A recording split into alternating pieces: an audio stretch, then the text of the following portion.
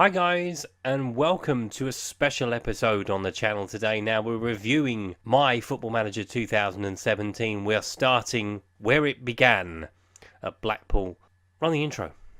The sight of the seagulls soaring, and in my heart I'm glad all over. These fearless warriors draped in tangerine to live our Blackpool dream. So, for those that don't remember, I was unceremoniously sacked by Blackpool on the 5th of March 2017. We were currently 9th in the table. As you can see, I moved on to Braintree but didn't actually carry on the series live on the channel. We moved on to Sheffield United, if you remember. My time at Blackpool, I enjoyed it. I enjoyed my time at Blackpool. It was a hard slog. It was a difficult thing. It was a hard slog. It was a difficult thing to do. They brought in Lee Clark to replace me. They're currently 6th in the table, so they've done a little bit better since I was sacked.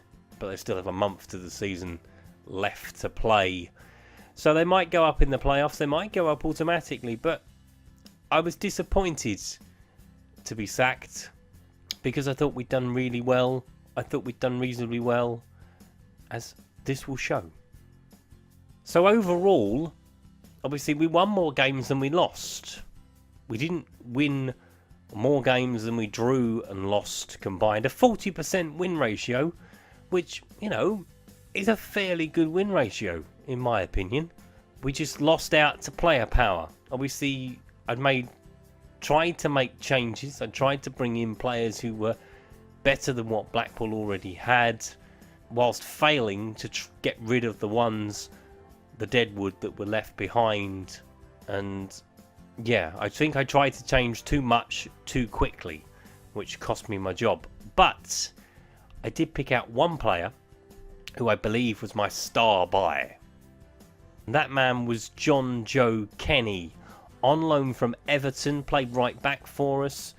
Had a fairly good average rating of 6.89 for the 35 league games. He played in pretty much every league game that I was in charge of whilst I was with the club.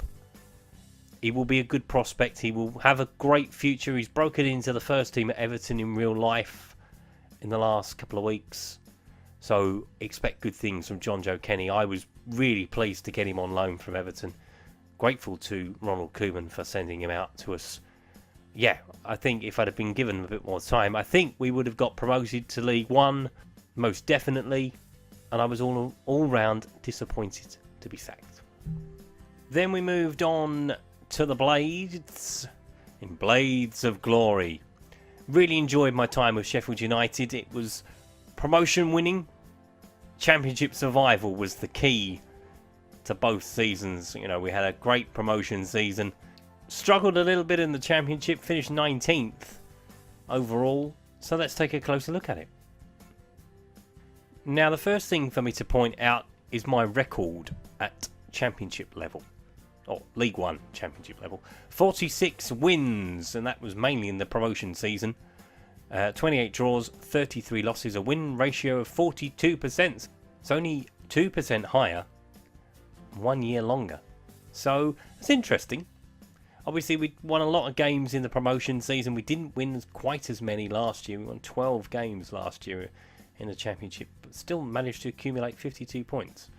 I was pleased with that. Speaking of the promotion season, here it is. So 26 wins from 46 games. Pushed all the way by Gillingham, Peterborough, MK Dons. They were all in and around us for a very long time. 11 draws and 9 defeats from that time. I was relatively pleased to go up. Well, I was delighted to go up. It was the remit that was set to us. Obviously, they did it in real life as well in the season that we got promoted. Sheffield United were promoted to the Championship. They're in that division now, and they're doing really well as well under Cresswilder. As I mentioned, we did struggle a little bit in the Championship last year. We managed to survive, which was the remit. You know, we stayed up just about. We clung over the line. it was looking a bit hairy for a little while, but when you look at Gillingham and the NK Dons who came up with us, they both went straight back down again. So we were the only team to come up and survive, which I thought, as the champions of League One for the previous season, it was only fair that we did that. 12 wins, 16 draws, 18 defeats. Didn't score enough goals. I think that was the key. We did bring in lots of strikers, but I think, again, I made a bit of a mistake like I did at Blackpool and tried to flood the team too quickly. Didn't really give the players a chance who had got us here. By the end of the season, we had sorted it out, and I was kind of relieved that we did get over the line. I was probably going to get sacked again if I hadn't have done, if we'd have been relegated back to League One. So let's take a look at the 2 star players, because obviously we played 2 seasons, so we need to look at the star player for League One. Here's who it was. And the star man for the League One campaign, obviously, as you can see, he came back for the Championship campaign as well. Sam McQueen from Southampton, really good player. Pacey down that wing, obviously got the ball in the box quite a lot for us. 6.78 from last season. Got amongst the goals, got a few assists as well. In a struggling team, he did really well, and I was pleased to get him back for a second season because he did so well in the League One campaign that got us into the Championship in the first place. Now, let me show you the man I picked for my Championship buy of the season. And my Championship buy of the season was Ben Reeves. Despite the fact he only came in the January window, he was bought in on a free. He was let go by MK Dons after 4 years with the MK Dons, and I thought he was brilliant. He added that little bit of quality that we needed in the second half of the season when we changed the system. We made ourselves a bit harder to beat, and he was a key component of us staying up. 3 assists, 7 goals in 29 appearances. He was a top man. He is my best buy. So that was Sheffield United. Let's move on to you know where. And of course, we're back here. To Dare is to Do was the final series of this season's Football Manager 2017. What a series it was. Obviously, it culminated, if you haven't seen it, with the win in the Champions League final over Barcelona. But there was so much more to look at. Let's take a look at it. Starting with the first key thing for this particular season. Obviously, we played 3 years with Spurs in the end. 2 years, 344 days in charge. 133 wins, 26 draws, 20 defeat. So, mammoth in comparison to the other 2 teams. Obviously, better quality players. 74% win ratio. Yeah, phenomenal. As I say, I thoroughly enjoyed doing Tottenham. I thought I was a bit sceptical about doing it. Being a Spurs fan, I thought it was going to be a hard slog. I thought I was going to endure some tough times because I put my stamp on it in terms of players I like to watch play for Spurs. Obviously, Moussa Sissoko went fairly quickly. There was a couple more that went fairly quickly because I don't particularly like him. Although Moussa's doing quite well so far this season. Touch wood, fingers crossed and all that. And I was really pleased. And to end it with a Champions League final winner, it was the best way to end the series. League title, the FA Cup and the Champions League, the treble in the final season. But let's take a look closer at seasons 1, 2 and then finally 3. Go all the way back to season 1, season 2016-17, and we came mighty close to winning this. Mighty close. It came down to 2 points. It was so close. If we'd have won the title in the first season, imagine where we would have gone. But we outscored Manchester United in that season, conceded 4 more goals than they did, but had the better goal difference overall. 25 league wins. Obviously that would be eclipsed in season 3. But yeah, no, overall for the first season to finish above Arsenal obviously is tremendous. We actually finished second in real life in this season as well. I don't think we're going to do what happened second season though. In season 2, it was a bit closer than I would have liked. 85 plays 82.